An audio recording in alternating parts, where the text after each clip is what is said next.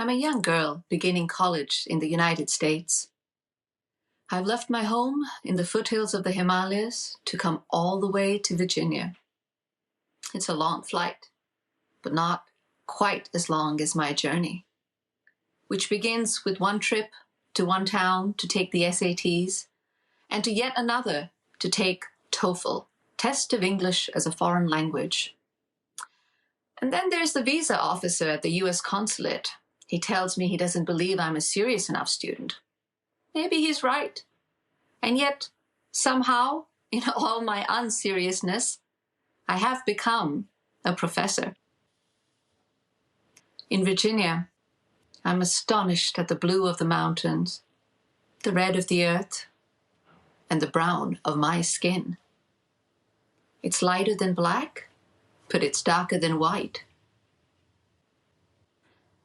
I know about American history, slavery, the Civil War, but I'm unprepared for the harsh persistence of racism. It's my first weekend in college. I don't quite fit the crowd with pearls, nor the ones with BMW and horses, and nobody has been very friendly to me yet.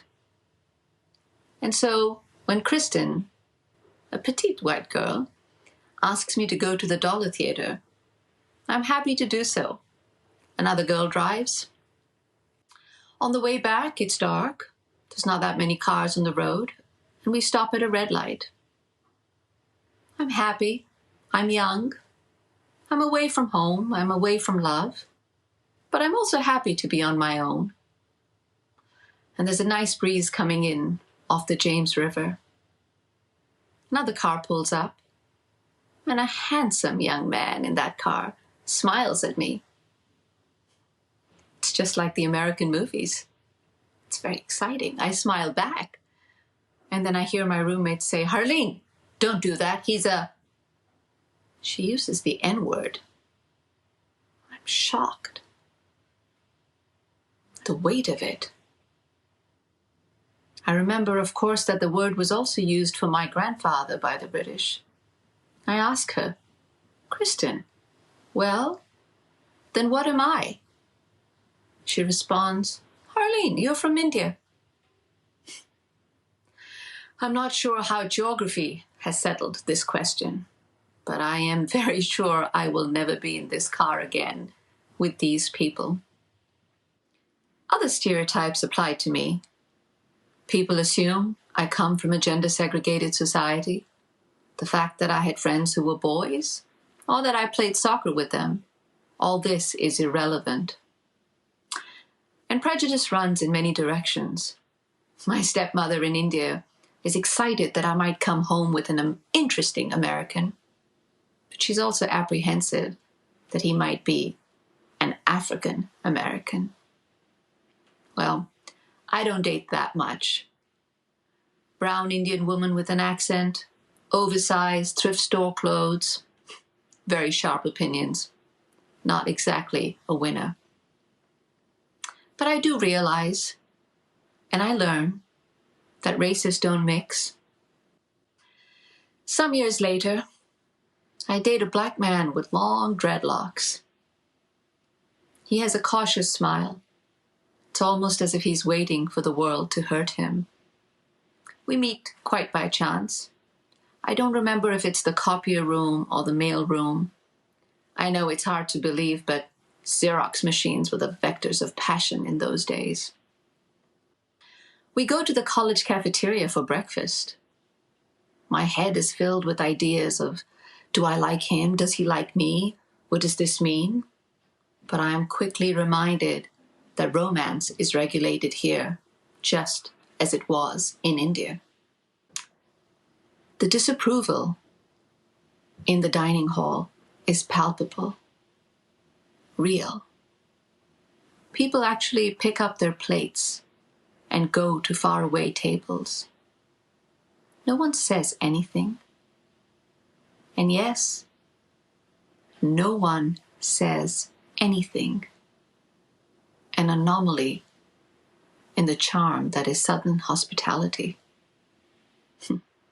I realize, of course, that loving versus Virginia, that landmark case that made it okay for different races to love each other, did happen in this state.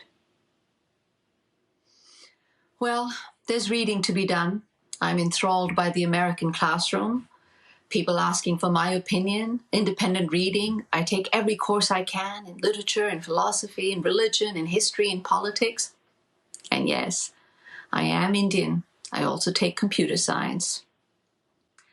I take as many jobs on campus as I can to earn a bit for my tuition and also to earn enough to go home to see the family I have not seen in 2 years.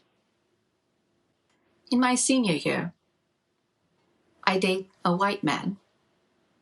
He's tall, athletic, a photographer. His love for the mountains is endearing. We spend many hours walking through the Blue Ridge. One day, he surprises me with wildflowers. They're warm, they're beautiful, they're unlike anything I've ever seen. I gush. I like them. I like him too. We spend some time and then I walk him hand in hand back to his car. On the way back, I meet some girls who live on the same hall.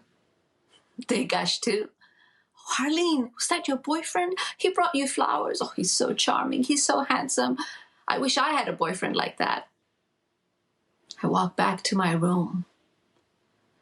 And then this ugly, clawing thing fills my insides.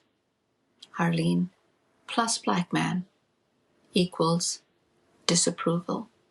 Harleen plus white man equals gushing acceptance. Loving in Virginia was an education. The mountains were kind, the people too. I learned how to read, how to write, how to dance. But a sad, wry smile still makes its way to my face every time I drive into the state and see the sign.